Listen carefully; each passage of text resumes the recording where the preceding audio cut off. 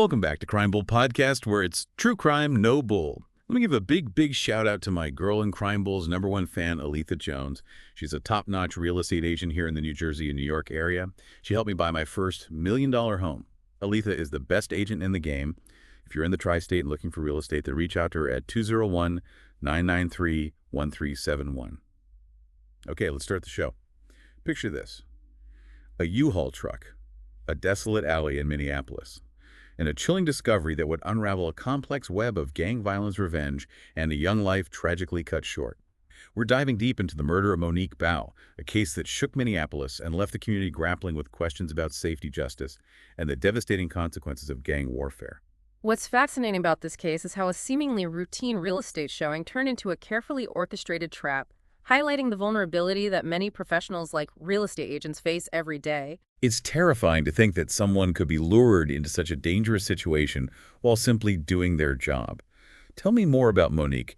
Who was she and what led her to that fateful showing on New Year's Eve 2019? Monique Baugh was a vibrant 28-year-old, a dedicated mother of 2 beautiful daughters and a rising star in the Minneapolis real estate scene. She was ambitious, driven, and by all accounts deeply loved by her family and community. On that fateful New Year's Eve, she received a call for a house showing in Maple Grove, a suburb of Minneapolis. It seemed like any other day, another opportunity to help a client find their dream home. Tragically, it was anything but. So this call, this seemingly ordinary request, was actually the bait in a sinister plan. It sends chills down my spine, honestly. As someone who works from home a lot, the thought of someone being targeted and attacked in their own home is terrifying. This wasn't just about Monique, was it? Her partner was also attacked that same day, right? You're picking up on a crucial detail here. The attack on Monique's partner, John Mitchell, a musician who went by the stage name Momo, was no coincidence. On that same day, armed men forced their way into their home and opened fire, injuring John right in front of their 2 young daughters. That's just horrific. To have that level of violence erupt in your home with your children present is unimaginable. It's clearly a planned attack. But what was the motive behind targeting both Monique and John? This is where the gang element comes into play, and it adds a whole other layer of complexity to this case. Investigators believe that John was the intended target all along.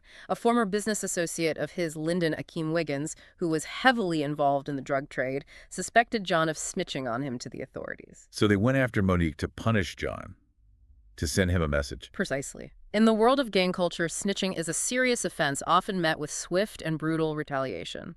Monique tragically became collateral damage in this power struggle, an innocent victim caught in the crossfire of a dangerous vendetta. This whole concept of gang affiliation is perplexing to me. How do investigators even determine that someone is connected to a gang in a way that holds up in court? It seems like a slippery slope, doesn't it? It's a valid point. The term gang affiliation can be a bit of a gray area. In this case, both Cedric Berry and Barry Davis, the 2 men who were arrested alongside Lyndon Wiggins, had documented gang affiliations.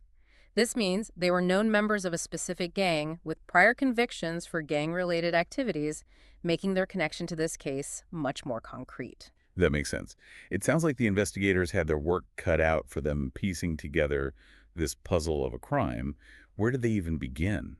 The Minneapolis police, understanding the gravity of this case, made it their top priority. Identifying and tracing the movements of that U-Haul truck became their initial focus. They knew that finding that truck was key to unlocking the secrets of that day. Finding that truck must have been like finding a needle in a haystack, especially in a city like Minneapolis. What kind of challenges do they face? Imagine the pressure on those investigators. They were combing through hours of surveillance footage, chasing down every lead and interviewing countless witnesses. They were working against the clock, knowing that every minute counted in bringing Monique's killers to justice. And their determination paid off. They not only found the U-Haul, but also discovered the desolate alley in North Minneapolis where Monique was tragically executed. That discovery must have been heartbreaking, a grim confirmation of their worst fears. But it also provided a crucial piece of the puzzle, didn't it? It painted a clearer picture of the calculated nature of the crime, the premeditation involved. Did this lead them directly to the suspects? Absolutely. Finding that U-Haul, tracing it back to those involved, it all helped build a strong case, and it led to the arrest of Cedric Berry Davis, and of course Lyndon Akeem Wiggins, the man suspected of orchestrating the entire thing. All 3 face serious charges: kidnapping, premeditated murder, conspiracy. It seems like an open and shut case, a clear path toward justice for Monique. You'd think so, right? But you mentioned earlier that this case has some unexpected twists and turns. What happened? Did something go wrong during the trial?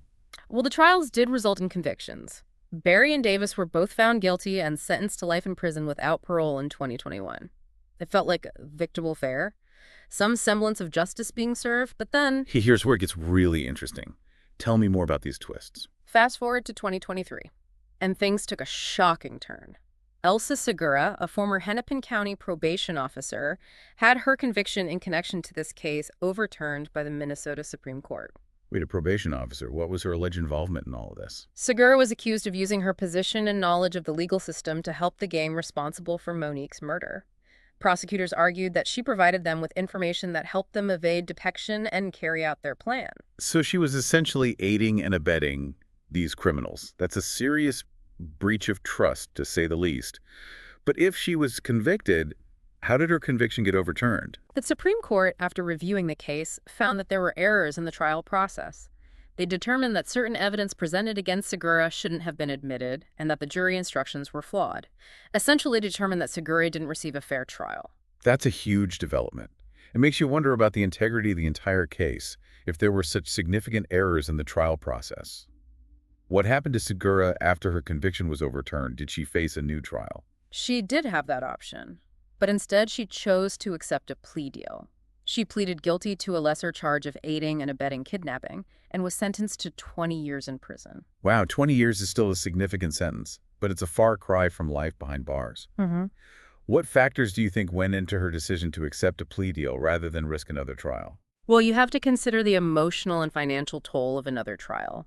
Legal battles can drag on for years, and the outcome is never guaranteed. Perhaps she felt that a 20-year sentence was a better alternative than the uncertainty and stress of another trial, even with the possibility of being acquitted. It's a complex decision with no easy answers. It certainly is. But Segura's overturned conviction wasn't the only one, was it? You mentioned that Lyndon Wiggins, the alleged mastermind behind Monique's murder, also had his conviction overturned. What led to that decision?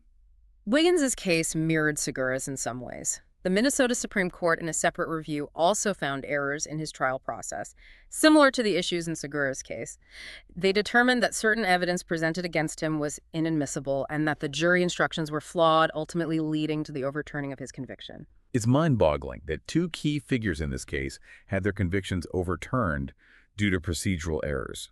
This raises serious questions about the investigation and prosecution. It must be incredibly frustrating for Monique's family and the community who thought justice had been served. What happens now with Wiggins? Is he facing another trial? That's the big question looming over this case. As it stands, Wiggins could face a new trial, or the prosecution might offer him a plea deal similar to what Segura accepted. His future hangs in the balance, and the pursuit of justice for Monique remains unresolved. This whole situation is a roller coaster of emotions. It's heartbreaking to think about Monique's family, who've already endured so much pain and now have to face the possibility of reliving the entire ordeal through another trial. What impact have these overturned convictions had on the community? The impact has been profound. The initial convictions brought a sense of closure, a feeling that despite the tragedy, the legal system had worked. These overturned convictions have reopened old wounds and left many questioning whether justice will ever truly be served. There's a sense of anger, frustration, and a deep-seated desire to see those responsible for Monique's death held accountable. It's been a heavy journey unpacking this case, from the calculated nature of the crime to the shocking overturned convictions and the ripple effects across Monique's family, the real estate community, and even the fight against gang violence. What's striking to me is how Monique's story has become a symbol, a catalyst for change. It's tragic that it takes such events to spotlight existing vulnerabilities. Yeah. But her legacy seems to be one of action, not just grief. You're right. It's easy to feel overwhelmed by the darkness of cases like this. But amidst the tragedy, what gives you hope? What positive outcomes have emerged that listeners can hold on to? The shift in the real estate industry is truly significant. Safety protocols that were once considered optional are now becoming standard. Agents are being empowered with knowledge and tools, GPS tracking panic buttons, and better training to assess risky situations. This is saving lives. That's a testament to the power of collective action, of a community coming together to protect its own. What about the fight against gang violence? Has Monique's case led to any tangible progress there? Absolutely. While the problem is complex and deeply rooted, we're seeing a shift from solely reactive measures to proactive prevention. Community programs in Minneapolis are focusing on early intervention, offering mentorship, job training, and safe spaces for at-risk youth. It's about breaking the cycle before it starts. That makes me think of John Mitchell, Monique's partner, and their daughters. They've endured unimaginable loss. Has there been any effort to support them specifically? The outpouring of support from Monique's family has been heartwarming. Fundraising efforts have ensured financial security for her daughter's future, and there's been a strong network of emotional support from their community.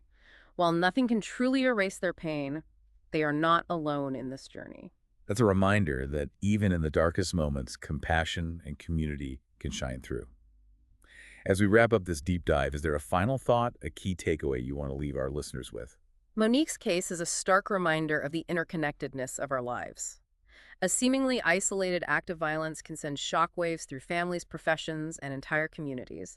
It underscores the importance of awareness, proactive safety measures, and addressing the root causes of violence, not just reacting to its aftermath. That's powerful. It reminds us that we all have a role to play in creating a safer world. It's about supporting initiatives that combat gang violence, advocating for better safety protocols in our professions, and simply looking out for one another. What can our listeners do if they're feeling inspired to take action? What resources are available to them? There are numerous organizations dedicated to preventing violence and supporting victims. A simple online search can connect you with local initiatives in your area. Even small actions like volunteering your time or donating to a cause can make a difference. And for those in professions like real estate, stay informed about safety protocols and advocate for your own well-being.